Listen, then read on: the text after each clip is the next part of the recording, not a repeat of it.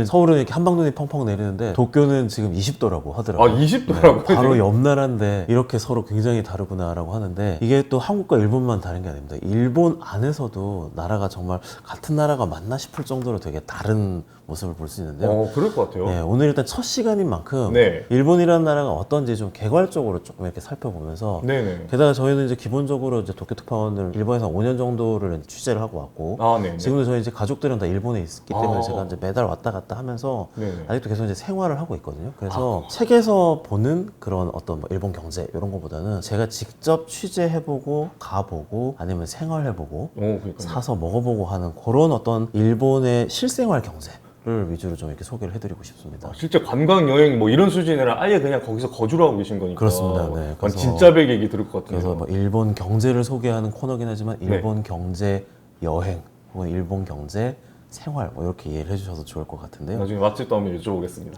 그렇게 하겠습니다. 첫 번째로 일단 제가 그래서 보여드리는 부분 자, 네. 일본이 같은 나라라고 하지만 사실 이게 한 나라다 싶을 정도로 되게 다르다라는 부분인데 네. 1번 사진 일단 먼저 보여드리고 싶은데요. 제가 오사카 출장을 가서 오사카 역에서 찍은 에스컬레이터 사진인데요. 뭐가 달라 보이시나요? 제가 이게 참고로 강연을 다니면서 이 사진을 보여드려서 한 번만에 맞추는 경우를 딱 한 번 봤습니다. 힌트는 방향입니다. 저 사실 이거 정답을 좀 알고 있습니다. 이게 우리나라랑 에스컬레이터 방향이 처음에 제가 여행을 옛날에 갔을 때 완전 달라가지고 네. 깜짝 놀랐거든요. 그거 아닙니까? 50점입니다. 그래요? 왜냐면 또 올라오는 분들은 보면은 방향이 또 다릅니다. 내려가는 방향은 에스컬레이터 왼쪽에 다 서 있잖아요. 네네. 올라오는 방향을 보시면 사람들이 다 오른쪽에 붙어서 서 있습니다. 그쵸. 우리나라는 에스컬레이터 타면 오른쪽에 붙어서 네. 서고 왼쪽은 이제 급하게 갈 분들이 올라가는 게 비워놓고, 그죠? 매너인 거죠. 예, 맞아요. 여기 보시면 근데 이제 내려가는 쪽은 다들 왼쪽으로 붙어서 가지고 우리랑 반대로 서 있는데 그러네요, 진짜. 오른쪽에서 올라오시는 분들은 우리랑 똑같이 오른쪽에 붙어서 서 계시거든요. 뭘까요 이게? 내려가는 분들은 일본 분들, 올라가는 분들은 한국 분들, 한국 사람 이런 걸까요? 설마 그거는 아닐 것 같고 어떤 의미죠, 이거는? 그게 아니라 내려가는 분들은 도쿄, 칸토 지방 사람들, 네. 올라오는 분들은 오사카, 간사이 지방 사람들인 겁니다. 왜냐면 도쿄에서 신칸센을 타고 오사카역에 도착을 해서 내려가는 사람들은 그러니까 도쿄에서 와서 네. 이제 오사카로 지금 이제 들어가려고 하는 도쿄 사람들이 대부분이겠죠. 그쵸? 그러니까 도쿄의 습관대로 지금 다 왼쪽에 붙어 서 있는 거고 아. 왼쪽에서 이제 올라오는 분들은 뭡니까? 오사카에서 지금 와서 도쿄든 어디 다른 지역으로 가려고 하는 오사카 사람들이겠죠. 그러면 난리 나겠는데요, 그러니까 이 사람들은 네. 오른쪽 자기네 습관대로 오른쪽에 붙어 서 그러게요. 있는데 그 얘기인 즉슨 네. 같은 일본이라는 나라인데 도쿄는 에스컬레이터를 타면 왼쪽에 붙어서 기다리고 그렇죠. 오사카 사람들은 오른쪽에 붙어서 기다린다는 거잖아요. 그러면은 이제 오사카 사람들은 우리나라랑 거의 뭐 비슷한. 우리나라랑 같은 거죠. 같은 방향이. 거죠. 에스컬레이터에 섰을 때 이제 방향감이 우리랑 같은 건데 이게 근데 도쿄랑 오사카가 뭐 굉장히 멀어 보이지만 사실 그렇지 않거든요. 우리나라 서울, 부산하고 크게 다른 거리가 아닙니다. 근데 그렇죠. 우리가 물론 서울 사람, 부산 사람 다르다고는 하지만 하다못해 에스컬레이터 방향까지 반대일 정도로 그렇진 이러지는 않지 않습니까? 않죠. 네. 그래서 되게 재밌는 게 저는 이제 교토 같은데 네. 출장을 가면 거기는 거꾸로 지방 사람이 다 섞여 있지 않습니까? 그렇군요. 그러면 똑같은 에스컬레이터를 사도 어떤 사람들은 왼쪽에 붙어서고 어떤 사람들은 오른쪽에 붙어서고 이런 식으로 굉장히 같은 나라 사람인데도 그러면 교토 같은 데 가려고 하면 에스컬레이터 어느 방향에 서야 되는지 이런 거 미리 조사하고 가야겠네요. 이런 거죠. 예를 들어서 네. 나고야는 네. 도쿄와 오사카 사이에 있는 동네거든요. 중간에 네, 그럼 이 동네는 왼쪽에 서는 걸까요? 어떻게 해야 오른쪽에 돼요? 서는 걸까요? 정답이 뭐죠? 저는 그 나고야 막상 출장 몇 번 가봤는데 아, 거기서 어떻게 알겠습니다. 하는지 잘 못 봤지만 네. 항상 섞여 있습니다. 그래서 보면 그렇군요. 그냥 그걸 보고 저 사람은 간사이 사람이구나, 저 사람은 간토 사람이야, 도쿄 쪽에서 온 사람이구나를 저희가 추측을 할 수 있고 그걸 보고도. 뭐 근데 거의 100% 맞출 수 있는 거죠. 한국 사람이 아닌 다음에는요. 음. 또 하나의 예를 들어드리고 싶은 게 2번 사진인데요. 네네. 제가 각 동네를 여행을 다니면서 제가 한 번은 이제 도쿄에서 저기 남쪽 끝까지 그냥 차박을 하면서 이렇게 쭉 가본 적이 있는데 오. 가는 슈퍼마다 이제 네. 그 슈퍼마켓에서 파를 찍은 겁니다. 이게 똑같은 파입니다. 네네. 근데 뭐가 달라 보이시나요? 이거 보기에는 뭐 흰 줄기도 어떤 건 길고 어떤 건 짧아 보이고 맞습니다. 어떤 거는 또 포장돼 있고 안 맞아요, 돼 있고 뭐 맞아요. 이 차이인 것 같은데. 포장까지는 제가 생각을 못했는데 그래요? 왼쪽은 보면은 확실히 하얀 부분이 되게 짧고 네. 파란 부분이 굉장히 길잖아요. 엄청 차이가 나네. 오른쪽은 보면은 파란 부분은 뭐 있은 동 마는 동 그냥 대충 잘라버렸고 네. 흰 부분이 길지 않습니까? 네, 맞아요. 이게 왼쪽 파는 오사카가 있는 칸사이 지방 파이고 오른쪽 파는 도쿄가 있는 칸토 지방파입니다. 이게 뭐 특별한 문화적 차이라든지 아니면 종의 차이 뭐 이런 건가요? 어떻게 된 거죠? 그러니까 오사카 쪽 사람들은 실제로 품종을 개량을 해서 파란 부분이 길게 나오게 개량을 한 결과가 이거라고 합니다. 반대로 이제 간토 지방, 도쿄 지방 사람들은 거꾸로 이제 품종을 이쪽으로 주로 발전시켜서 흰 부분이 긴 파를 만들게 한 건데요. 좀 전에 말씀드렸듯이 네. 서울 부산 거리인데 먹는 파도 이렇게 또 달라지는 겁니다. 그래요? 오사카 사람들은 예. 파의 파란 부분을 주로 먹으려고 하고 오. 도쿄 사람들은 파의 하얀 부분을 먹고 이건 왜 이럴까요? 글쎄요, 이건 뭔가 문화적인 자기들이 자존심인가 뭐죠 이게? 문화라는 부분은 맞는 얘기고요. 진짜요? 음식 문화가 다르기 때문입니다. 왜냐면 오사카로 대표되는 간사이 지방은 네. 옛날부터 다시로 요리를 다 합니다. 무슨 다시 국물 내서 네, 다시 국물로. 그거를 기반으로 요리를 만들어요. 오. 다시라는 거는 조금 맛이 삼삼하거든요. 사실 한국 사람들은 그냥 파는 판 거지 녹색 부분, 하얀색 부분 맛이 다른 거 모르잖아요. 일본 분들은 맛이 다르답니다. 이게 파란 부분이 맛이 좀 진하고 네. 하얀 부분은 맛이 달다네요. 네. 그러니까 이제 오사카 쪽 간사이 쪽은 다시 국물을 베이스로 하는 요리가 많으니까 조금 더 맛이 진한 파란 파를 주로 쓰고요. 간토, 도쿄 지방 쪽은 기본적인 모든 요리의 베이스가 간장입니다. 간장 쇼유 베이스, 문화권이라고 쇼유. 하는데 예, 예. 그래서 일본 여행 처음 오신 분들이 아니, 우리나라 요리가 제일 짠 줄 알았는데 일본 요리 왜 이렇게 짠 거야? 라는 분들 많으시잖아요. 그렇죠. 도쿄 가면은 이거 의외로 달고 짠데 뭐 이렇게 얘기하시는 분들이 단짠이 있어요. 굉장히 네, 많아요. 그 짠 이유가 기본적으로 모든 요리의 베이스를 간장으로 하기 때문입니다. 뭐 쇼유 베이스로. 나베 요리, 냄비 요리든 뭐 아니면은 저기 소바집을 가든 우동집을 가든. 그래서 우동만 하더라도 오사카 우동은 되게 이렇게 맛이 슴슴하고 우리나라 소위 말하는 해장하기 딱 좋은 그런 그렇죠. 우동 국물이 나오는데 육수 국물처럼 네. 이렇게. 예. 도쿄 쪽 우동은 거의 소바지랑 거의 차이가 없는 굉장히 진하고 짠맛에 이게 나오거든요. 맛이 짜다 보니까 네. 단 하얀색 부분이 잘 어울린다고 하네요. 그래서 이렇게 파조차도 이렇게 다른 한 나라 안에서 한 나라라고 해도 사실 도쿄 오사카라면 굉장히 가까운 거리인데도 그렇죠. 에스컬레이터 줄 서는 방향 똑같은 파인데 파를 먹는 부위조차 이렇게 다를 정도로 그것도 근데 음식의 뭐 베이스에 따라서 그런 근거가 있는 거고요. 네. 근데 말씀드렸다시피 겨우 도쿄와 오사카의 거리거든요. 네. 근데 일본이 남북으로 3,300km입니다. 그러니까 원래 아래 위로 길잖아요. 맞습니다. 이게 굉장히 네. 가늘고 긴 나라잖아요. 이게 네. 3,300km가 어느 정도 되는 거냐면 미국 본토 북쪽 끝에서 남쪽 끝까지가 3,300km입니다. 그러니까 우리가 크네요, 진짜 이거는 아래 위로. 저희가 항상 왜 일본 이러면 섬나라, 네. 되게 작은 나라라고 이렇게 섬나라니까 작은 나라라고도 생각을 하시는데 사실은 일본 면적이 독일보다 크거든요. 프랑스보다 조금 작고 독일보다도 큽니다. 남한보다는 3배 큰 나라고 그 일본의 제일 최북단에 있는 홋카이도 섬 우리나라 네. 요즘 여행 많이 가잖아요. 북해도. 네.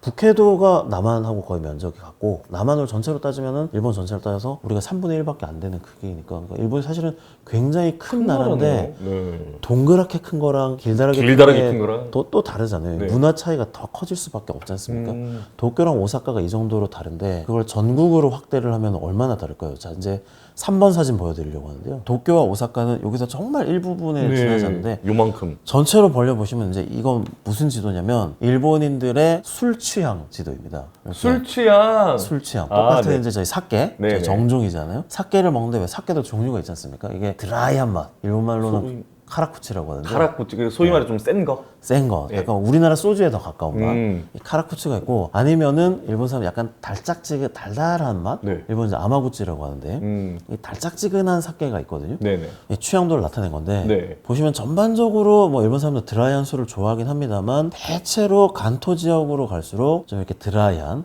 카라쿠치 쪽이 좀 많고 네. 이 남쪽으로 간사이 지방 쪽으로 올수록 조금 더 이제 아마구치 쪽이 이제 많다는 거니까 좀 달짝지근한 술을 좋아한다는 거로 특히나 여기 이제 보시면 갈색 부분 아주 달짝지근한 술. 또 술도 그냥 달짝지근하고 아주 달짝지근, 약간 달짝지근, 조금 더 드라이, 아주 드라이한 게 있는데 또 보면 아까 제가 좀 전에 말씀드린 네. 그 도쿄랑 오사카 사이에 있는 그 거기가 이제 나고야 지역, 추부 지역이라고 하는데요. 이쪽 지역은 또 아주 드라이한 술을 좋아하는 거고, 우리 이제 히로시마 지역 사람들은 아주 달짝지근한 걸 좋아하고 이런 식으로 동네마다 제각각 차이가 납니다. 이게 뭐 이유가 여러 가지가 있는데요. 어떤 데 예를 들어 저 북쪽으로 올라가면 거기는 눈이 많이 오고 하니까 겨울 내내 젓갈류, 염장류를 많이 먹거든요. 네네. 요리가 전반적으로 짜다 보니까 술은 조금 달짝지근한 게 아무래도 뭐 맞지 않냐 해서 아키타 지방 같은 데 가면 또 그 드라이한 게 위주 주지만 그 동네는 또 희한하게 또 달짝지근한 술을 먹거든요. 그렇군요. 추운 이게 지방에서도. 또 같은 동네라도 바로 옆 동네랑 또 서로 다 차이가 나고 신기하네요. 예. 여기 저기 밑에 제일 밑에 이제 섬이 큐슈지 않습니까? 네네. 큐슈 섬 이 밑쪽에 보면 회색으로만 처리된데 요건 뭘까요? 회색? 뜨거운 술? 뭐 이런 건가요? 차가워. 아, 술은 뜨거운 거, 뜨겁고 차고 온도 차는 모두가 전국에 다 잘 치거든요. 그럼- 여기는 사케 안 먹는 동네입니다. 아, 그럼 맥주? 소주. 일본 소주 들어보셨죠? 아. 왜 큐슈에서 일본 소주가 나잖아요. 네네. 그래서 이제 특히나 이제 구마모토 남쪽을 경계로 네. 이쪽은 저기 사케 정종이 안 나고 주로 이제 그 일본 소주, 그 고구마 소주, 뭐 보리 소주 있지 않습니까? 예, 그렇죠. 고구마 나는 동네. 그래서 제가 실제로 미야자키나 이런 데 시골에 이제 취재를 한번 가보면 네. 그 동네 이렇게 어르신들 쭉 모셔놓고 하다 보면 저기 술은 뭐 좋아하십니까? 이러면 이제 동네 할아버지들이 아, 술은 당연히 소주지. 아, 그치. 나 평생 사케는 한 번도 안 먹어봤어. 이거 그런 굉장히 건- 자랑스러워. 마녀자들이 먹는 술이지. 이러면 아, 옆에 있던 할머니가 아 나는 그래도 하루 종일 그 가사를 끝내고 사케 한 잔 마시는 게 낙인데 호호호 막 이런 분들도 있는데 오. 주로 이제 특히 남자분들은 남자는 소주지 무슨 사케 약간 이런 분인데 보시는 것처럼 지금 술 하나를 놓고도 이렇게 네. 동네마다 다 다른 여기는 약간 그런 좀 다양성 자체를 좀 자부심으로 느끼는 모양이에요. 자부심일 수밖에 없는 게 네. 원래 1800년대 후반 저기 메이지 유신이 일어나기 전까지는 사실은 서로 다 다른 나라들이었잖아요. 막부 시대니까. 네, 예. 전국 시대를 지나서 막부 시대조차도 통일은 했다고 하지만 각 지방 분권이 철저하게 지켜졌기 때문에 서로 다른 나라였고 여행의 자유가 없었죠. 통행증 없이 여행이 안 되는 나라였기 때문에 자기들 영지로만 이렇게 다 그냥 다 있었구나. 자기는 자기 동네 사람이지 옆에 사람들은 어쩌면 그때만 거의 다른 나라 사람? 그냥 다르고 마는 게 아니고 심지어 쳐들어가서 뭐 죽이고 식민지 뺏고, 비슷하게 됐다가 예. 죽이고 뺏고 이런 사이 때문에 지금도 그래서 일본 내에서는 서로 결혼 안 하는 동네들도 있고 합니다. 아, 그래요? 예를 들어 아베 신조 전 총리 네네. 돌아가셨지만 아베 신조 전 총리의 지역구는 혼슈 남쪽 끝에 야마구치현인데 네. 저희 후쿠시마 원전으로 한국 사람들은 더 이제 유명한 후쿠시마 현이 있잖아요. 그건 저 네네. 일본 북쪽에 있는 현이거든요. 네. 이 두 현은 서로 결혼을 안 합니다. 어느 정도냐면 아베 신조 총리가 후쿠시마 지역 유세에 가가지고는 네. 저희 선조들 선배들이 한 일에 대해서 제가 진심으로 사과드립니다 라고 하면서 사과하면서 그렇게 사과드릴 테니 표 좀 주세요 라고 할 정도로 소위 말하는 도계자를 박았군요. 도계자 아시는군요. 도계자를 박은 경우가 진짜 가끔 일본 TV 아직도 나오는 게 네. 20대 때 연인이었는데 네. 그런 부모의 반대로 결국은 헤어져서 결혼하지 못한 저기 후쿠시마 사람과 오, 이거 저기 재밌다. 이게 소재로. 실제 있는 소재인 거죠. 그래서 오. 나중에 20년 지나서 다시 우리 예전에 무슨 프로였죠? 뭐 그 친구 찾기, 선생님 찾기 프로처럼 사랑은 TV는 사랑을 그런 싣고. 겁니다. 그런 것처럼 20년 만에 만났는데 그때 우리가 부모님만 아니었으면 결혼했을 텐데 할 정도로 슬프다 이거. 후쿠시마랑 야마구치랑 서로 결혼 안 한다거나 그런 문화가 있군요. 그 이유는 뭐냐면 예전에 네. 보신 전쟁이라고 네. 일본이 근대화되기 직전에 계속 막부를 유지를 하자라는 쪽하고 네. 아니다 이제 막부 시대는 끝났으니까 왕을 다시 우리나라 최고 통치자로 세워서 네. 근대화를 하자라는 쪽이 전쟁을 했어요. 보통 그 일본 만화 소재로 자주 나오는 그런. 맞습니다, 네, 맞습니다. 그 시대. 네, 그렇습니다. 근데 이제 야마구치 쪽이 근대화를 하자는 걸 이제 주도한 쪽이어서 이쪽이 반대로 이제 후쿠시마가 굉장히 보수적이어서 막부를 계속 지키자는 쪽하고 전쟁을 했다가 야마구치가 이겼는데 그냥 이긴 게 아니고 막 소년병들까지 다 죽여놓고는 6개월 동안 매장을 못 하게 했다고 합니다. 이제 그러니까 이제 후쿠시마 사람들 입장에서 한이 맺히는 거죠. 선이 맺히죠. 그 시대는 또. 우리 애들까지 다 죽인 것도 서러운데 그걸 6개월 동안 매장도 못하게 하고 그럼 한이 있으니까 네. 아베 신조 총리가 그 지역 유세 가가지고 저희 선배들이 한 일에 대해서 정말 사죄를 드리고 그런 거는. 표정 주십시오 할 정도로 그런 것도 있고 뭐 여러 가지 지역마다 다 서로 사이가 안 좋은 경우가 많습니다. 저기 얼마 전에 지진이 났잖아요. 노토반도가 있는 이시카와현과 토야마현은 서로 또 약간 식민지와 피식민지 관계 비슷하게 해서 한쪽은 약간 열등감 갖고 있고 한쪽은 약간 우월감을 갖고 있는 지역이 있다거나 아오모리현 같은 경우는 예전에는 두 개의 나라여서 서로 쌈박질하던 나라였는데 지금은 하나의 아오모리현이 돼 있는 바람에 네. 서로 네가 낫다 내가 낫다 해서 결국 현청 소재지를 그러면 현청 소재지는 우리 동네 우리 수도로 해야지 하고 싸우다가 그냥 그러지 말고 중립지대 하나 새로 지읍시다 해서 한 게 지금 아오모리시. 그렇구나. 이거 무슨 라이벌리나 서사가 이거 유럽 축구 못지않은데요? 일본은 뭐 유럽 못지 않은 거죠. 네. 그 나라 하나 안에 여러 개의 나라가 예전 전국시대만 300개 번이 있었다고 하니까. 번장 뭐 이런 거 하면 이제 번이 그런 데서 나온 거예요. 그렇습니다. 지금도 그래서 그런 지역 감정 같은 게 여전히 남아. 일본이란 한 나라 아니지만 그런 식으로 굉장히 서로 다른 이제 그 지역색 그리고 그런 거를 말씀하신 대로 굉장히 자랑스러워하기도 하고 아니면 거꾸로 요즘에 한국인들이 이제 일본을 가다 소도시 여행을 많이 하잖아요. 네. 안 가본 곳 하는 게 매력을 느끼는 부분이 그런 부분이 아닐까 싶은데요. 바로 아키타랑 아오모리랑 이와테랑 바로 옆 동네인데 아키타 갔더니 닭광, 단무지를 이쪽은 훈제해서 먹네? 그 닭광을 훈제해서. 예, 그 이부리가코라고 아키타 사람들은 또 훈제를 해서 먹거든요. 근데 또 아오모리 사람들은 갔더니 이 동네는 바로 옆 동네인데 상어고기를 또 이렇게 많이 먹네? 라거나 동네마다 가보면 또 다 다르잖아요. 그게 옛날부터 원래 한 나라가 아니었기 때문에 생기는 지역색인데 네. 그런 게 이제 우리나라 사람들한테도 어필이 돼서 가봤더니 이번에는 요 동네 가보고 싶다 이렇게 해서 이제 일본 가는 분들이 굉장히 많아지는 거라고 생각을 하는데요. 아, 그래서 이제 유명한 뭐 도쿄, 교토, 뭐 오사카 이런 데만 가는 게 아니라 이제 소도시 여행 많이 하시는 분들이 그런 매력이 있어서 가시는 그렇습니다. 거예요. 뭐 갈 때마다 이게 같은 나라가 싶을 정도로 다르니까. 그 정도인 것 같아요. 얘기 들어봐도. 하다못해 뭐 에스컬레이터부터 방향이 다른데 이거는- 실제로 들어가 보면은 뭐 식생활부터 얼마나 다르겠습니까? 아, 이거는 근데 제가 갑자기 궁금한 건데 이렇게 양쪽을 바꿔놓으면 그래도 나라에서 약간 도량령 통일시키는 것처럼 한쪽 이렇게 해야 하면 난리가 날 정도인가요? 문화적으로 봤을 때? 이거를 네. 어느 쪽으로 우리처럼 일본도 있습니다. 그러니까 특히나 지하철에 이렇게 내려가다 보면 네. 계단에 화살표를 이렇게 딱 박아놔서 네. 내려가는 길, 올라가는 길 이게 있긴 한데 네. 이게 또 다른 거죠. 도쿄의 화살표 방향과 오사카의 화살표 방향이 다르거나 아니 근데 뭐 예를 들어 킬로그램의 단위가 서로 다르면요 곤란하겠죠. 아, 그쵸. 예. 아니면 술집에 갔는데 한도꾸리 주세요 했는데 한도꾸리의 양이 대병이 나오냐 뭐 되게 작은 병이 나오냐 이게 다르면 되게 좀 곤란할 수 있겠지만 네. 뭐 에스컬레이터 방향 정도는 서로 애교로 아니면 그것도 약간 또 지역 차이자 재미 아, 그거 정도 인정을 하는 분위기다. 그런 것도 이렇게 재미로 여기는 또 일본 분들도 뭐 그런 텔레비전 프로그램도 있어요. 그러니까 이제 지금 이런 식으로 제가 첫 시간에 네. 이렇게 그냥 이제 저 흥미를 이렇게 좀 끌기 위해서 이렇게 말씀드린 이런 지역차 같은 게 그대로 경제에도 투영이 되는 겁니다. 어차피 경제에도 제가 좀 전에 시작에서도 말씀드렸다시피 네. 일본 경제 분석 이게 네. 아니라 네. 일본 경제 여행 하듯이 약간 알겠습니다. 이렇게 소프트하게 가려고 하기 때문에 네. 계속 진행하시면서 그런 식으로 뭐 문화 얘기, 여행 얘기 이렇게 다양하게 이렇게 같이 나눠보고 싶습니다. 아, 네, 알겠습니다. 그래서 이제 경제 얘기를 방금 말씀드린 대로 그런 지역별 차이 같은 것도 굉장히 이렇게 이제 투영이 되는데 네. 지역이라는 거는 이제 수평적으로 또 다른 부분이지 않습니까? 네, 그렇죠. 수직적으로도 이제 또 굉장히 다른 게 요즘 일본 경제의 가장 큰 특징이라고 합니다. 수직적이라 하면 대기업과 중소기업, 빈부격차? 빈부격차, 네. 부자와 서민, 아니면 외국인과 해외 자본과 일본 토종 자본 이런 식으로 이제 수직적으로도 이제 굉장히 층위가 나뉘면서 달라지는 부분이 일본 경제 최근 특색이라고 하는데요. 가장 단적인 게 이런 겁니다. 제가 되게 그 일본 특파원 시절부터 지금까지 많이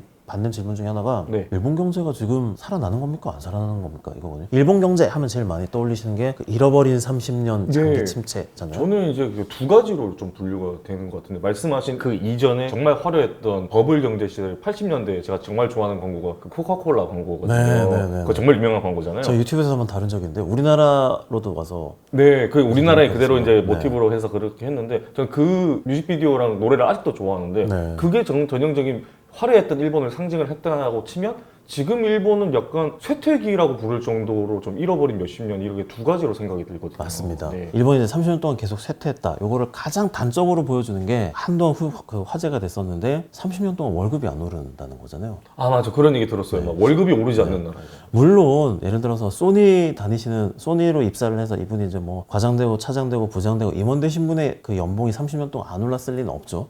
다만 이제 평균을 했더니 네. 정말 30년 전에 일본의 셀러리맨의 평균 월급과 네. 지금의 월급이 뭐 거의 똑같은 겁니다. 0.2% 올랐다. 뭐 이런 통계들 항상 나오는데요. 그리고 우리가 그 잘 아는 일본의 또 대표 기업 중에 하나가 파나소닉이지 않습니까? 파나소닉이죠. 예. 파나소닉의 이 회사 매출이 네. 1989년에 이제 일본이 그 버블 경제가 붕괴한 해인데요. 네. 1989년에 기록한 매출을 30년 지난 지금까지도 못 넘고 있습니다. 우리 기준에는 상식적으로 말이 안 되는 거죠. 항상 망한 수준 아닌가? 물가는 오르고 네. 경제는 어쨌든 발전을 하고 기업의 매출은 늘어나게 마련인 거고 네. GDP도 점점 증가하는 게 그냥 우리 한국인이 아는 이 경제에 대한 상식이지 않습니까? 네, 맞습니다. 근데 일본 같은 경우는 GDP만 하더라도 국내 총생산만 하더라도 그 1989년의 GDP를 그때 약 550조 엔 정도였는데 네. 이거를 30년 동안 퍽 이렇게 망가졌다가 다시 회복한 게 아직 10년이 안 됩니다. 게다가 또 그래서 코로나 한번 겪으면서 또 왕창 무너졌다가 네. 코로나 때 GDP를 회복한 게 겨우 재작년? 작년? 이런 식으로 그 말인즉슨 진짜 30년 동안 경제가 뭐 완전히 막 망가져서 가라앉는 것까지는 아니지만 네. 거의 유지를 하고 있는 이제 수준인 건데요. 오. 그러다 보니까는 요즘에 한국 사람 우리 한국인들이 자부심 막 자랑거리지 않습니까? 최저임금도 일본 따라잡고 1인당 구매력도 일본 따라잡고 네. 드디어 작년에는 국민 한 사람 한 사람이 얼마나 잘 사는가를 보여주는 지표가 1인당 국민소득이잖아요. 네, 그렇죠. 1인당 국민소득에서 우리가 일본을 따라잡은 겁니다. 거의 비슷할 것 같은데. 불과 50, 70년 전에 식민지였던 나라가 지금 70년 만에 원래 그 식민 모국의 이제 1인당 국민 소득을 따라잡은 건데요. 그래서 굉장히 이제 자랑스러운 게 그럴 수밖에 없는 게 방금 말씀드린 대로 일본은 서 있었으니까. 30년 동안 계속 이렇게 가는 동안 한국은 이제 이렇게 치고 올라와서 이렇게 올라왔으니까 그게 이제 역전될 수밖에 없는 거고. 그런데도 일본이 또 저력이 있다라고 하는 거는 네. 아니 30년 동안 그렇게 죽을 썼는데 아직도 세계 3대 경제대국. 물론 작년에 독일한테 또 역전이 돼서 네. 세계 4대 경제제국이죠. 그것도 뭐 어디예요? 올해는 다시 인도에 또 내줘서 이제 세계 5대 경제제국으로 내려가긴 합니다만 네. 어쨌든 그렇게 30년 동안 죽을 썼는데도 그 정도 수준을 유지한다는 것만 해도 일본이 굉장히 이제 저력이 있다라고 하는 부분인데요. 그런 부분은 제가 이제 앞으로 차근차근 소개를 해드리려고 하고요. 네. 오늘은 이제 처음 말씀드린 대로 자 그럼 일본 경제가 그렇게 이제 30년 동안 헤매고 있다가 최근 들어서 진짜 살아나고 있느냐 없느냐 부분을 이제 볼 텐데요. 하다못해 요즘에 국장을 탈출하는 우리 한국의 개미 투자자 동학 개미들조차도 네. 미국을 대부분 가지만 일본 증시로도 간다고 하더라고요. 그러니까 일본 경제는 계속 좀 이렇게 지지부진하다 이렇게 얘기 드는데 최근에 확실히 니케이 지수, 일본 증시 맞습니다. 지수 아닙니까? 이거는 연일 최고가를 상승하면서 엄청나게 좋다라고 얘기만 들어왔고 뭐 경제가 별로 안 좋은데 이게 증시는 왜 이렇게 오르는 거지? 이게 말이 안 계산께서 나. 역시 정확하게 보신 건데요. 네. 이게 니케이 225 지수 올해 드디어 4만을 돌파를 했지 않습니까? 네. 이게 원래 일본이 아까 말씀드린 1989년 버블 경제 마지막에 니케이 지수가 39,800 후반대까지 간 게 최고 기록이었다가 네. 버블 경제가 무너지고는 한때 8,000, 9,000까지 떨어졌었습니다. 거의 4분의 1 토막이 이제 났던 건데요. 네네.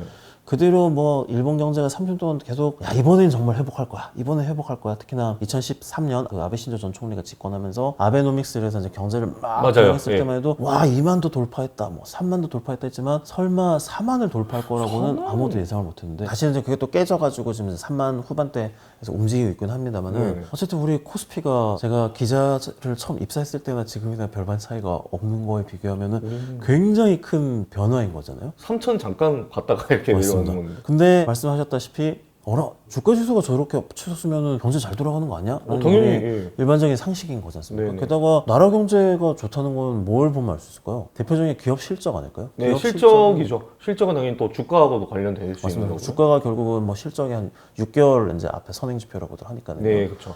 근데 일본 기업의 실적이 4년 연속 사상 최고치를 갱신하고 있습니다. 올해도 4년 연속으로 이제 역대 최고치를 이제 갱신할 걸로 유력시 되는데요. 네네. 자, 그러면 기업 실적 좋아, 주가 좋아. 그러니까 뭐 글로벌 투자자들도 막 몰려들고 하면은 그렇죠. 이거 일본 경제 당연히 좋아지는 거네. 게다가 또 하나가 있습니다. 일본이 30년 동안 월급이 안 올랐다는 건 무슨 얘기겠어요? 임금 인상률이 내내 거의 빵빵빵빵빵빵 그렇겠죠? 이랬다는 얘기인 거잖아요. 그래서 일본 역대 정부가 들어설 때마다 가장 강조하는 게 임금 인상이었습니다. 오죽하면 일본에는 관제춘투라는 말이 있습니다. 그게 무슨 뜻이에요? 관제춘투라는 게 무슨 말이냐면 원래 춘계 임금 협상, 소위 말하는 우리 노사 임금 협상이라는 거는 더 올려주세요라고 하는 노조와 싸울 투자. 네, 이 정도로 합시다라고 하는 이제 회사 측이 막 하다가 그래 올해는 그 사이인 한 3% 정도 올립시다 하는 게 임금 협상인 거잖아요. 그거를 이제 봄에 하는 싸움이라 그래서 춘투인 거예요. 춘투라고 하는데요. 근데 네. 관제 춘투는 뭘까요? 회사랑 노조랑 노조랑? 싸우는데 네. 관은 정부잖아요. 정부에 정부가 노조 편에 서는 겁니다. 노조 편에 서서 네. 회사에다가 올려. 맞아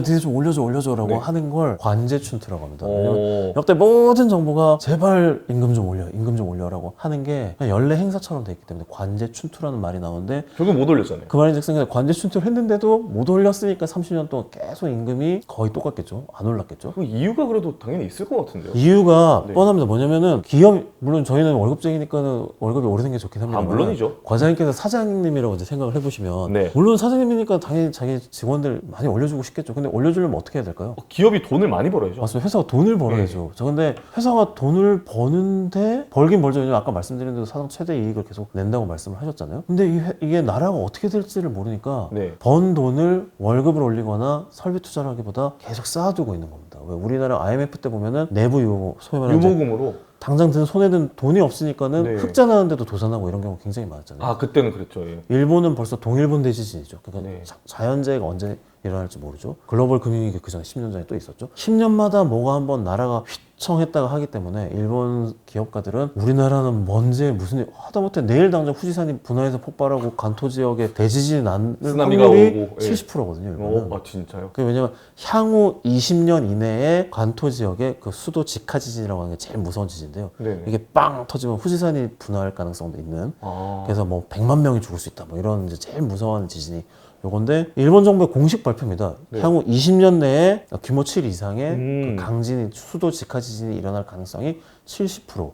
그 말인즉슨 그걸 이제 해석을 하면 물론 20년 후니까는 2044년 11월 말에 지진이 날 수도 있지만 오늘 당장 일어날 확률도 70%. 그럴 수 있는 거죠. 아 그래서 불안감에 돈을 이렇게 쌓아두고 계속 쌓아두는 겁니다. 있다. 계속 쌓아두기도 하지만 네. 또 하나 있어요. 근데 사실은 또 이 이익이 일본에서 버는 게 아닙니다. 사실은 나중에 그건 또 다음 회에 설명을 드리겠습니다만은 해외에서 대부분 다 버는 겁니다. 일본 국내만 놓고 보면 네. 그렇게 벌고 있다라고 하기가 어렵습니다. 제가 듣기로는 일본이 투자, 특히 해외 투자 강국이라고 제가 들었거든요. 맞습니다. 지금 33년째 해외 대외 자산, 즉 일본 기업이든 일본 무슨 투자자들이 해외에 뿌려놓은 아니면 네. 해외 자회사로 가지고 있는 자산 이게 세계 1위입니다. 약 400조엔이니까 4천조 원 정도 되는데요. 약간 그 와타나베 부인 이렇게 맞습니다. 되는, 그거도 네. 포함이 되는 거죠. 네네. 아니면 뭐 도요타 자동차도 혼다 자동차든이 미국이든 중남미든 동남아에 가지고 있는 공장 거기서 벌어들이는 이익이나 아니면 거기에 투자한 데서 나오는 배당 소득 이런 게 다 이제 대외 자산인 건데 네, 이게 그렇죠. 일본이 4천조 원 넘어서 33년째 세계 1위인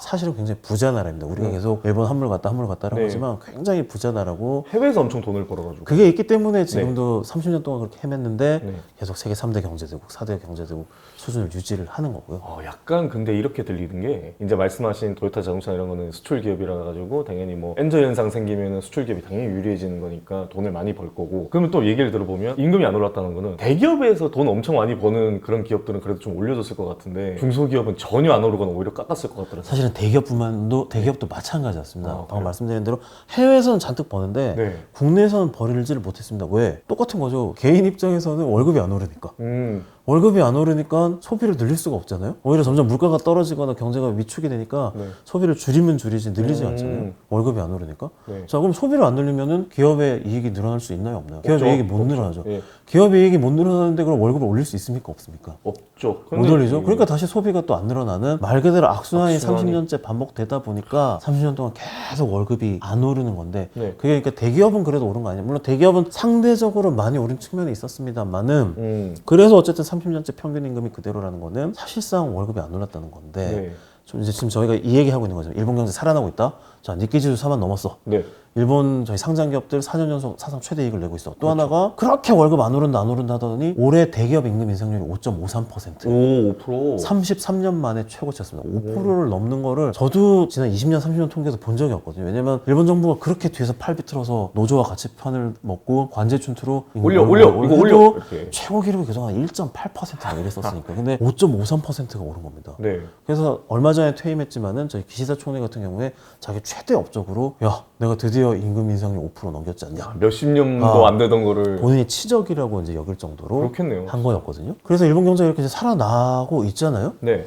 근데 저희 가족도 일본에 살고 있고 저도 얼마 전까지 일본에서 5년 동안 생활을 하고 실제 현장을 취재를 하고 왔지만 일본인들은 방금 말씀하신 대로 경제가 살아났다는 거를 전혀 못 느낍니다. 대표적인 사진이 네. 지금 보여드리는 이 사진인데요. 이 사진이 뭐냐면 슈퍼마켓의 바구니를 네. 쫙 줄을 세워놓은 거잖아요. 이게 왜냐면 작년 7월로 기억을 하는데요. 일본 도쿄 원체 더우니까 네. 손님들이 줄은 서야 되는데 너무 더우니까 슈퍼 장바구니만 내려놓고 어. 그늘에 가서 지금 쉬고 있는 겁니다. 아, 그렇군요. 왜? 9시에 문을 여는데 8시 반부터 지금 가서 줄을 서고 8시부터 가서 줄을 서고 있는 겁니다. 이 이렇게까지- 사진이야말로 네. 지금 현재 일본 경제가 정말 살아나고 있냐 아니면 여전히 어려우냐를 저는 보여주는 가장 단적이고 소위 말하는 책이나 글로 배우는 경제가 아니라 정말 생활을 통해서 저희가 알 수 있는 그거라고 생각하는데요. 확실한 요상한 광경이에요. 이게 사람은 없고. 네. 바로 같은 날 제가 지하철 타고 이제 긴자로 와서 긴자 앞에 명품 사진을 찍었을 때는 똑같은 오픈런이 벌어지고 있었습니다. 긴자의 명품숍 앞에도 오픈런. 한편으로 여기는 슈퍼마켓도. 도쿄의 굉장히 외곽 지역인데요. 이 외곽에 여기가 무슨 슈퍼냐면 나카다이라고 굉장히 저가로 그러니까 굉장히 싸게 파는 걸로 유명한 슈퍼입니다. 저가 슈퍼 앞에도 오픈런, 명품숍 앞에도 오픈런인데 이게 굉장히 오픈 장면인 거거든요. 이 슈퍼마켓이 어떤 슈퍼마켓 굉장히 유명한 슈퍼마켓인 게 네. 일본의 방송들이 네. 요즘에 뭐 서민물가 어떨까요? 서민생활 알아보겠습니다 할 때마다 단골로 가는 그래서 사장님이 항상 준비된 멘트를 갖고 계시죠.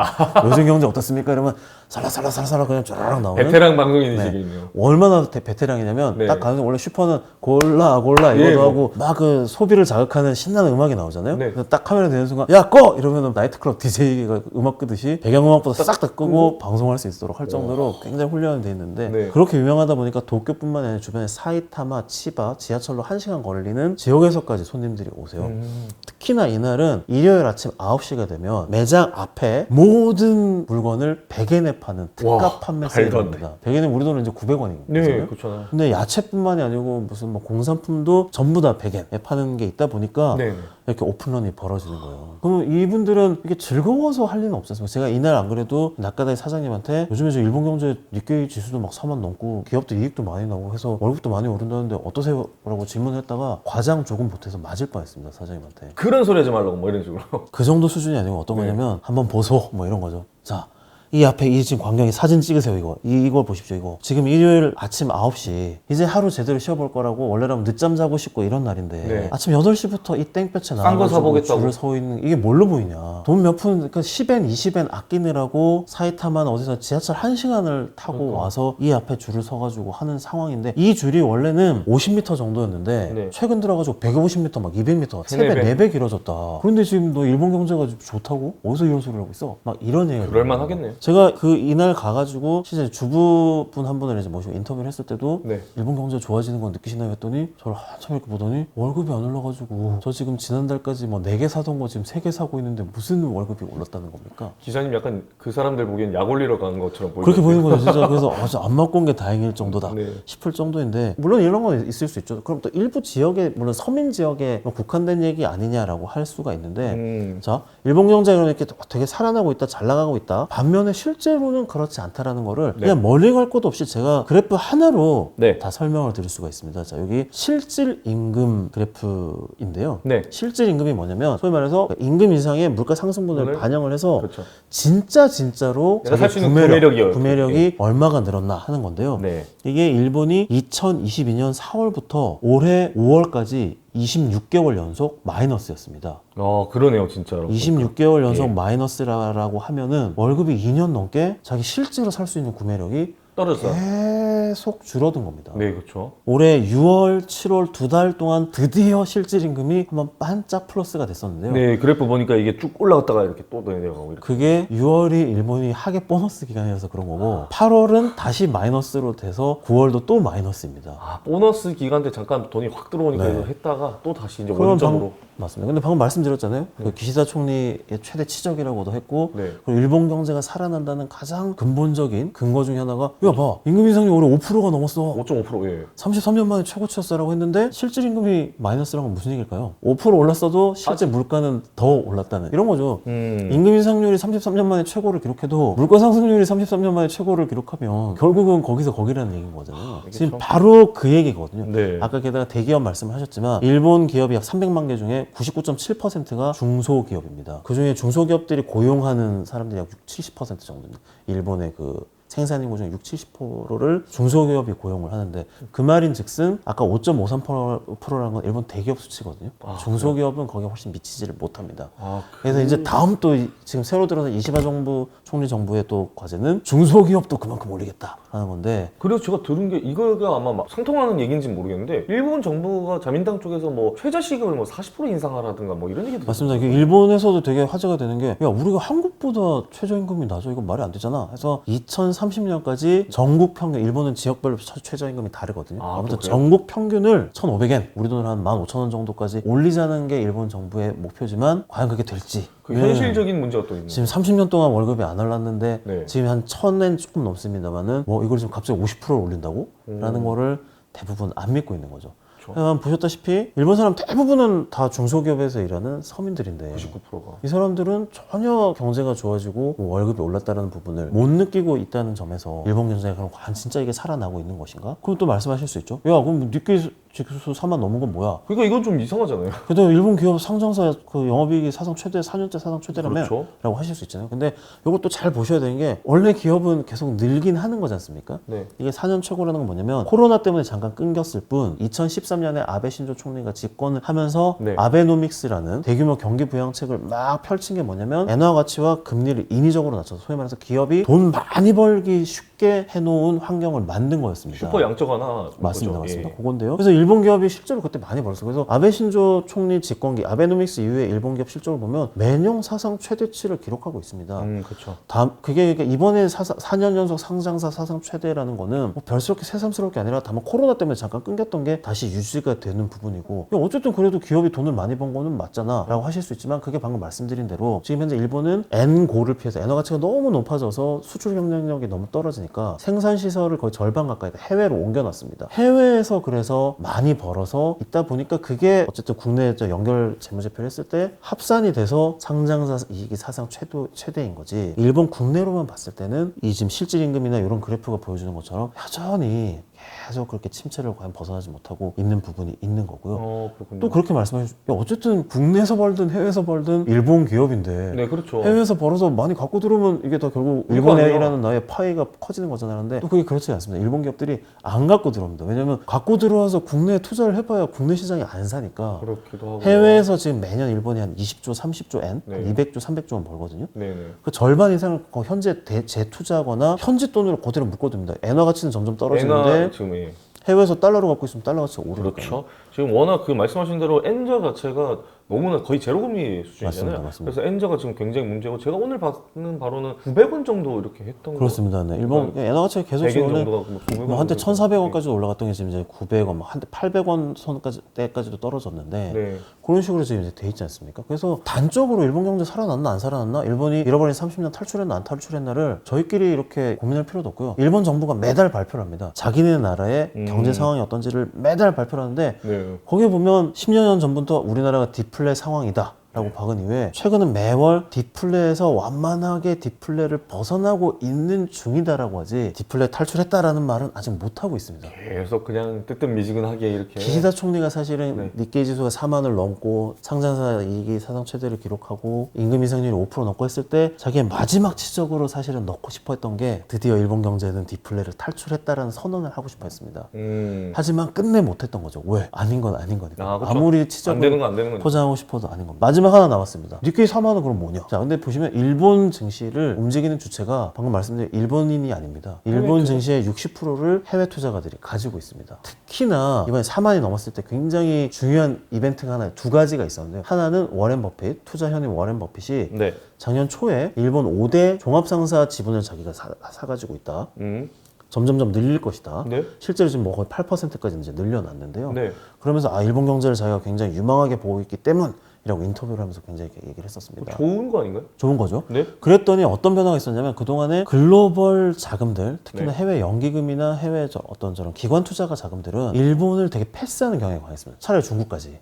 뭘 일본을 가였는데 워렌 버핏이 갑자기 야, 일본 좋아 라고 하니까 가뜩이나 지금 특히나 저기 서방 지역 자금들은 중국에서 빠져나온 추세잖아요. 네, 그렇죠. 아시다시피 얼로케이션, 그 투자 자금을 어디 한 군데다 몰빵을 하지 않고 지역 이렇게 안배를 하지 않습니까? 네, 맞아요. 그래서 어떻게든 아시아에다 돈을 넣긴 넣어야 되는데 일단 중국은 안 되겠고, 또 이제 사이도 지금 국제적으로 사이도 좀 안 좋은 그렇죠. 상황이고. 그럼 한국 갈까 일본 갈까 하는데 워렌 버핏이 되게 좋대. 그렇죠. 그러니까 일본으로 우수수 몰려 들어가게 된 거죠. 그거랑 때를 맞춰서 작년 5월에 일본 이제 증권거래소가 우리나라도 지금 이제 따라서 하고 있는 밸류업 정책을 하죠. PBR 한 배. 즉 지금 차라리 회사 팔아치우는 게, 그러니까 회사 자산이 시가총액보다 못 미쳐서 회사를 팔아치우는 게 낫겠다 하는 기업들, PBR 1배가 안 되는 기업들은 이거 다 높일 수 있도록 해라고, 또 일본은 그런 식으로 해서 네이밍 쉐이밍이라고 하잖아요. 이거 못 넘기는 기업은 저희 공표할 거예요 이러면 일본 기업들은 체면을 굉장히 중시하기 때문에 네, 그렇죠. 굉장히 그걸 굴욕적으로 여겨서 그걸 합니다. 그래서 실제로 자사주 매입이라든지 뭐 저희 배당 확대라든지 해가지고 주주환원을 굉장히 늘리면서 주가가 또 확 뛰었잖아요. 그러면서 4만이 넘은 건 맞습니다만은 결국 보시면 해외 투자자들이 몰리면서 한 것이지 일본 투자자들이 과연 그걸로 그 지수가 되게 오르면은 자산 효과라는 게 발생을 하지 않습니까? 네, 그렇죠. 내가 갖고 있던 주식이 30% 올랐으니까 야, 오늘 저녁은 삼겹살 한번 굽자. 네. 삼겹살로 소고기로 가자. 이거 네. 하지 않습니까? 근데 일본 기업들은 그런 자산 효과를 누릴, 일본인들은 그런 자산 효과를 누릴 만한 상황이 그다지 아니었던 거죠. 그래서 제가 종합을 해드리면, 그럼 현재 일본 경제는 잃어버린 30년에서 탈출을 했느냐? 일본 경제 정말 좋아지느냐? 저는 한마디로 타타키 요리 아시죠? 겉에만 바싹 익혀가지고 겉은 뜨겁게 타는데 속은 아직도 거의 횟감 상태인 횟감, 네. 차가운 상태. 네, 타타키. 저는 그래서 지금 일본 경제를 타타키 경제라고 이렇게 좀 부르고 싶은데요. 무슨 말씀이냐면 네. 해외 투자가들이 투자를 해서 증시, 해외 투자가들과 대기업들의 상장사 아무래도 대체로 대기업이 많으니까요. 대기업 직원들은 임금도 많이 오르고 이익도 많이 나고 투자해서 투자 수익도 많이 내서 이분들은 다 뭔가요? 외부잖아요. 소위 말하면 타타키로 치면 껍데기 부분. 껍데기 부분은 굉장히 활활 타오르고 있는데 네. 실질 임금 2년 2개월 동안 2년 넘게 실제 자기는 이제 구매력이 점점 줄어드는 소위 말하면 우리 일본인들의 진짜 생활, 진짜 경제는 여전히 차가운 타타키 경제가 아닐까라는 게 저는 적절하네요. 그것도 안쪽도 바짝 익혀줘야 되는데 이걸 못 익고 있다. 사실은 밖을 하더라도 어쨌든 안이 따뜻하게 원래라면 안이 따뜻하게 익으면서 이제 밖으로 육즙이 흘러나와야지 이게 그렇죠. 윤택한 경제가 되는 건데 일본은 지금 이제 바깥만 그래서 외국인 투자자 일부 대기업들만 좋은 정작 진짜 일본의 알짜인 일본인들이 대부분이라고 할 수 있는 일본 서민 경제나 일본 실제 중소기업들은 여전히 차가운 타타키 경제에서 신음을 하고 있다. 물론 보고 있습니다. 타타키 음식 자체는 굉장히 아, 맛있고 음식 훌륭한 맛있죠. 음식이지만 음식 맛있죠. 이게 경제에 비유하면은 상당히 좀 속을 익혀놔야 되는 그런 상황이다. 그리고 그게 평소 잘 익히고 한 걸 먹다가 어쩌다 한 번 먹어야지 맛있는 거지. 매번 먹으라고 하면 차가울 그것도 수도 그런 있고. 거죠. 네. 근데 사실 과장님도 30년 동안 경제가 계속 침체되는 나라에서는 계셔보신 적이 없잖아요. 전혀요. 네. 매년 물가가 오르는 게 아니라 물가가 매년 떨어지거나 똑같은 나라에서 살아보신 적은 없으실 텐데 오히려 이 대한민국은 계속 물가가 올라서 올랐지. 네. 다음 시간부터는 네. 이게 경제가 30년 동안 계속 침체가 되거나 네. 물가가 30년 동안 안 오르면 어떤 일이 벌어지는지 나는 분명히 잘 살고 있었는데 하다 보니 해외 한번 나갔더니 나 이렇게 가난한 사람이었어를 느낀다거나 그래 해외 나가면 더 느끼겠네요. 그렇죠. 네. 왜냐면 일본이 그대로인 동안에 하다못해 동남아 국가들조차 점점 올라오고 있으니까요. 그러니까요. 선진국은 점점 올라가서 네. 미국은 이제 한 번 가면 무서워서 못 가겠다고 하는 거고 그런 식으로 어떻게 30년 동안 이렇게 침체가 계속되면 어떤 일이 벌어지는지를 일본인들의 소득이라든지 실생활이라든지 아니면 그럼 이제 기업의 또 대응 전략 이걸 또 위한 또 일본 정부의 정책 이런 거 하나씩 소개를 해보도록 하겠습니다. 본격적으로 이제 설명을 해주시겠네요. 잘 부탁드리겠습니다. 저야말로 잘 부탁드리겠습니다.